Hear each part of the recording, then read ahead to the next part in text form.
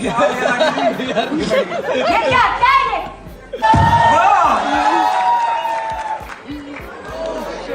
कुर्सी ले गई चले गई anything could happen, anything has happened.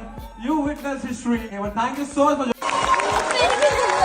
बाबा, भोगी बाबा, बहुत बड़ा रोगी बाबा।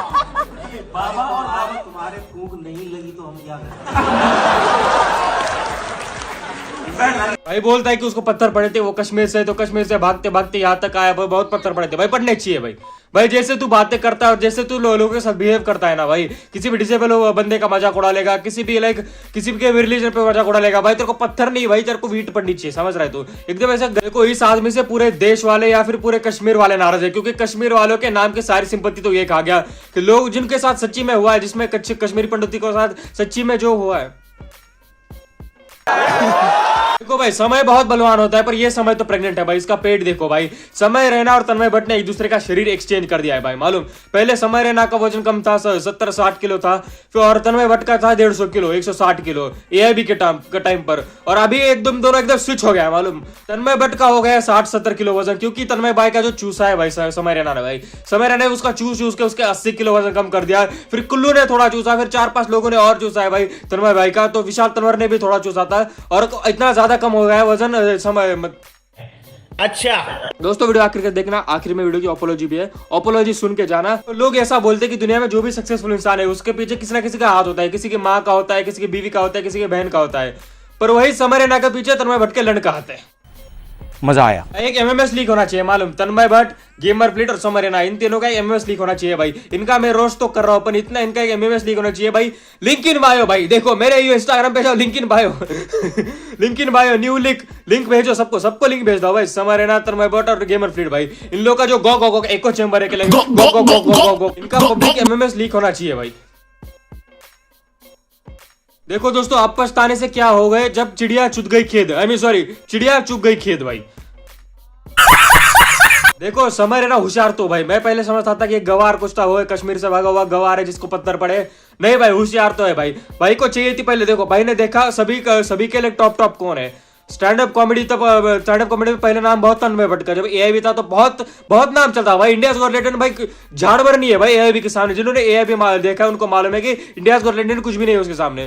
तो उसने लिया कि तन्मय भट्ट को, देखो तन्मय भट्ट तो दिखता भी वैसा है, तो तन्मय भट्ट का उसने चोको ले लिया और उसको स्टैंड अप कॉमेडी से बहुत इज्जत हो गई, बहुत ज्यादा लोग उसको पहचान लगे। ये वो भाई स्ट्रैटेजी देख रहे हो, लाइक बिजनेस स्ट्रैटेजी। मैं तो बोलता हूँ समय रैना को एक बिजनेस शुरू करना चाहिए भाई, क्या ही उसकी स्ट्रैटेजी है भाई। फिर उसने सोचा कि भाई ज्यादा बच्ची ऑडियंस के पास, देखो बच्ची ऑडियंस है, बच्ची ऑडियंस को लोग हेट करते हैं, नॉर्मी ऑडियंस को, लाइक NPC ऑडियंस को, पर वो सबसे ज्यादा पैसा तो वही से आता है, सबसे ज्यादा व्यूज तो वही से आते हैं। अपन को व्यूज चाहिए, अपन को गाली दे उसको क्या मतलब है भाई। तो उसने सोचा कि पहले देखो टेक्नो गेमर्स ने हट गेमर्स ने ऐसा बोला कि हट भोसड़ी के नहीं, तो टेक्नो गेमर्स के पास वो नहीं गया।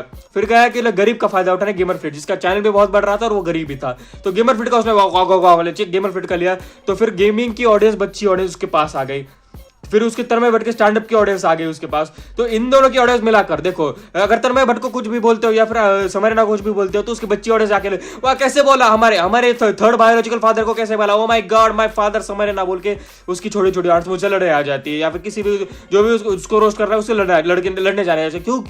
क्योंकि गेमर फिट की ऑडियंस है भाई, वो गेमर फिट की ऑडियंस जाती है। समय रैना को बोलते हैं सेकंड पापा हमारे गेमर फिट के बाद, तो वो दूसरे को गालियां देते फिरते हैं भाई दिमाग तो है भाई समय रैना में।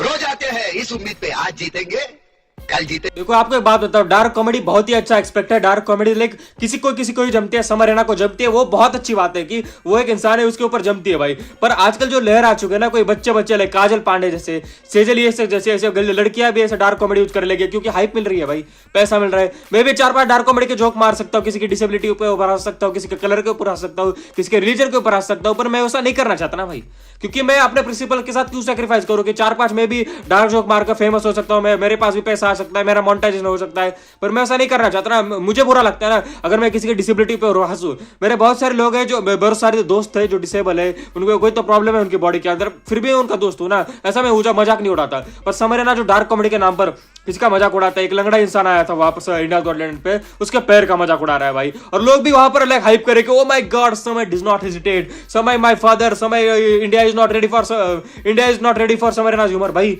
इंडिया बहुत रेडी है भाई, ऐसे तुर्रम खान बहुत देखे है अपने देश में भाई। क्या बात कर रहे हो तुम? इंडिया के लोग, इंडिया के पहले के पूर्वज, हमारे ब्लड में वो है भाई। हम किसी से भी लड़ने को तैयार है भाई। और तुम बोलते हो कि ह्यूमर की लड़ाई नहीं है, मेरा घंटा ह्यूमर की लड़ाई नहीं है। और पूरी सुपरस्टार दीपक लाल, तो इसको लगता है देखो स्ट्रैटेजी क्या है मालूम, कि पूरी सुपरस्टार और दीपक लाल को हाइप पे वापस लाना है, क्योंकि ये ऐसे लोग हैं जो लाइक टेम्पररी हाइप लाते हैं पर पैसा बहुत लाते हैं। देखो टेम्पररी हाइप में मतलब बच्चे जो ऑडियंस है, जो एनपीसी ऑडियंस है, वो बहुत देखती है, oh my God my father, oh my God my father Deepak Kalal, oh my God my second father Puneet superstar. ऐसे लोग देखो, Lord Puneet, Lord Deepak, oh my God the king of live video call, ऐसा बोलते हैं लोग। और बहुत ऑडियंस जाती है उसके पास, समर रैना के पास। उनकी ऑडियंस भाई सबकी तरफ की ऑडियंस लेना चाहता है भाई। तन्मय भट्ट का चोको लेके उसकी ऑडियंस ली, फिर गेमर फिट का चोको लेके उसकी ऑडियंस ली, फिर पुनीत सुपरस्टार को देख के देखो, वो तो गरीब है ना, उसको तो देना पड़ेगा। पुनीत सुपरस्टार को दिया, उसकी ऑडियंस ली, फिर दीपक कलाल को दिया, उसकी ऑडियंस दी। और दोस्तों ये एक फ्रेंडली रोस्ट था, वीडियो आखिर तक देखा देखो।